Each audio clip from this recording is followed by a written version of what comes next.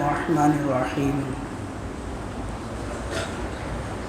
سبحان الذی سخر لنا هذا وما كنا له مقرنین وإنا إلى ربنا لمنقلبون صدق اللہ العظیم۔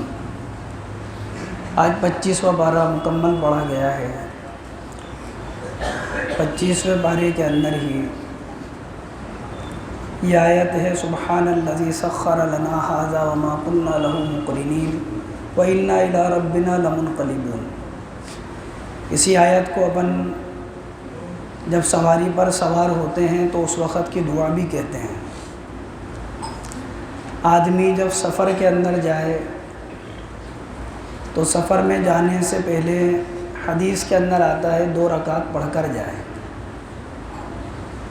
ایک صحابی نے حضور اقدس صلی اللہ علیہ وسلم سے عرض کیا کہ اللہ کے رسول میں بحرین جانا چاہتا ہوں تجارت کے لیے۔ آپ نے فرمایا 2 رکعت پڑھو پھر اس کے بعد جانا۔ معلوم یہ ہوا کہ جب بھی گھر سے سفر پہ نکلے آدمی تو آدمی گھر میں نماز پڑھ کے 2 رکعت پڑھ کے پھر جائے۔ بعض روایتوں کے اندر آتا ہے ان 2 رکعتوں کے اندر کیا پڑھنا ہے، تو ایک روایت میں آتا ہے سورہ کافرون اور سورہ اخلاص۔ پہلی رکعت میں سورہ کافرون اور دوسرے میں سورہ اخلاص یعنی قل هو اللہ احد۔ ایک دوسری روایت کے اندر آتا ہے کہ پہلی رکعت میں سورہ فلق اور دوسری رکعت میں سورہ ناس پڑھ کر پھر جائے۔ یہ 2 رکعت کے بعد ایک روایت میں آتا ہے کہ سلام پھرنے کے بعد آیت الکرسی پڑھے 1 مرتبہ۔ جب یہ 1 مرتبہ آیت الکرسی پڑھے گا تو اللہ تعالیٰ تمام ناگانی آفتوں سے اس کی حفاظت فرمائیں گے جب تک کہ یہ سفر سے لوٹ کر نہیں آ جائے۔ اسی طرح روایتوں میں آتا ہے جبیر بن مطعم رضی اللہ عنہ ایک صحابی ہیں، اللہ کے نبی علیہ الصلوۃ والسلام نے فرمایا کیا تو یہ چاہتا ہے کہ جب تو سفر سے آئے تو تیرے دوستوں سے زیادہ تیرا توشہ ہو، تیرا مال ہو؟ انہوں نے کہا کہ ہاں اللہ کے نبی میں یہ چاہتا ہوں۔ تو آپ نے فرمایا جب تو سفر میں جائے تو 5 صورتیں پڑھا کر۔ وہ 5 صورتیں کون سی ہیں؟ سورہ کافرون، سورہ نصر اذا جاء نصر اللہ والفتح، اسی طرح سورہ اخلاص، سورہ فلق اور سورہ ناس۔ بیچ میں سے سورہ لہب یہ نہیں ہے، اس کے علاوہ 5 صورتیں ہیں، سورہ کافرون، سورہ نصر، سورہ اخلاص، سورہ فلق اور سورہ ناس۔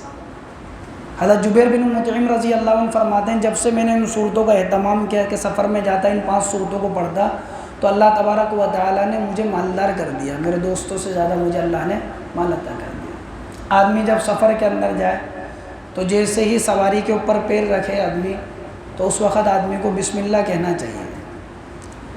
اسی طرح جب سواری پر بیٹھ جائے تو الحمدللہ کہے۔ سفر میں آسانی کی بھی دعا ہے اور سواری پہ سوار ہونے کی مستقل دعا ہے اور سفر کی مستقل الگ دعا ہے، تینوں دعائیں الگ الگ ہیں۔ سفر میں آسانی کی دعا اللہم اطوی لنا الارض وہون علینا السفر، یہ ایک دعا حدیث میں ہے، اس کے علاوہ بھی دعا ہے۔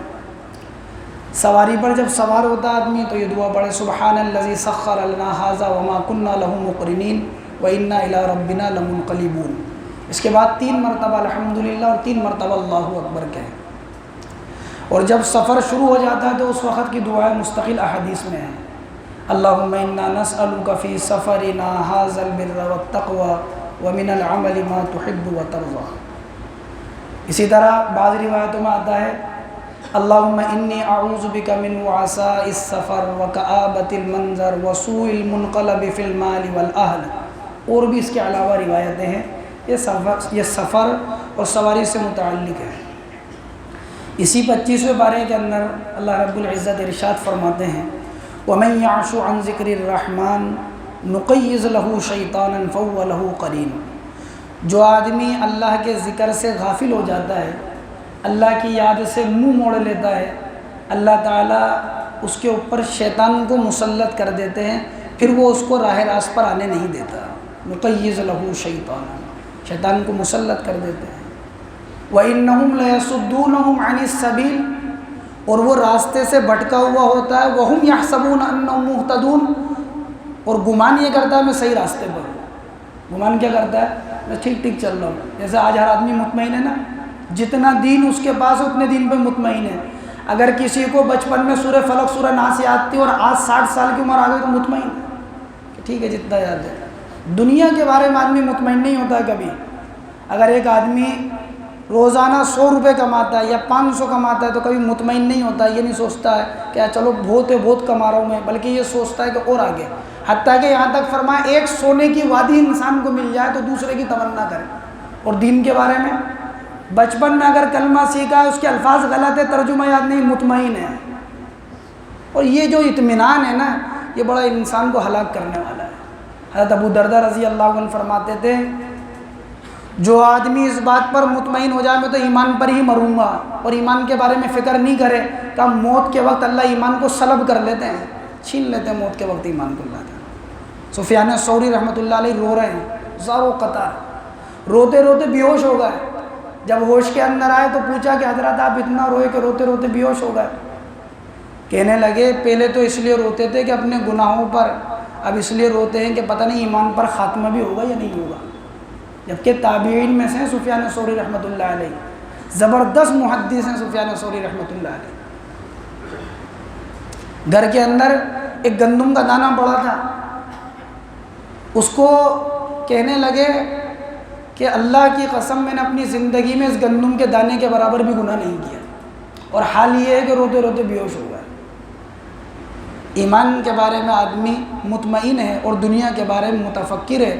امام حسن بصری رحمۃ اللہ علیہ فرماتے تھے میں نے 120 صحابہ سے ملاقات کی اور ان میں سے ہر ایک کو دنیا کے بارے میں بے فکر پایا اور آخرت کے بارے میں فکر مند پایا، اور ہمارا معاملہ الٹا ہے. وَهُمْ يَحْسَبُونَ أَنَّهُمْ مُهْتَدُونَ، وہ یہ گمان کرتا میں صحیح ہوں، ہدایت کے اوپر ہوں. اور جس نے یہ گمان کر لیا میں ہدایت پر ہوں، اس کو ہدایت کیسے ملے گی آپ یہ بتائیں. جو آدمی یہ سمجھتا ہو کہ میں غلطی کر ہی نہیں رہا تو وہ اپنی غلطی کی اصلاح کیسے کرے گا؟ وہ تو یہی سمجھے گا کہ میں ٹھیک ہوں. ہاں، پھر قیامت میں بڑا افسوس ہوگا. اللہ تعالیٰ آگے ارشاد فرماتے ہیں حَتَّى إِذَا جَاءَنَا قَالَ يَا لَيْتَ بَيْنِي وَبَيْنَكَ بُعْدَ الْمَشْرِقَيْنِ فَبِئْسَ الْقَرِينُ. جب قیامت کا دن آئے گا تو کہے گا کہ کاش میرے اور میرے اس شیطان کے درمیان میں مشرق جتنی دوری ہو جاتی، کاش یہ میرے قریب ہی نہیں آتا. ہاں، اللہ تعالیٰ قرآن میں فرماتے ہیں وَلَن يَنفَعَكُمُ الْيَوْمِ إِذ ظَّلَمْتُمْ أَنَّكُمْ فِي الْعَذَابِ مُشْتَرِكُونَ. آج اس آرزو کا کوئی فائدہ نہیں ہے، آج تو عذاب میں دونوں برابر ہوں گے. فرمایا جب قبر سے اٹھے گا تو اس کے ساتھ جو شیطان لگا دیا گیا یا اللہ کے ذکر سے غافل ہوا اس لیے، تو فرمایا کہ وہ شیطان بھی اس کے ساتھ آئے گا اور دونوں کو جہنم میں ڈال دیا جائے گا.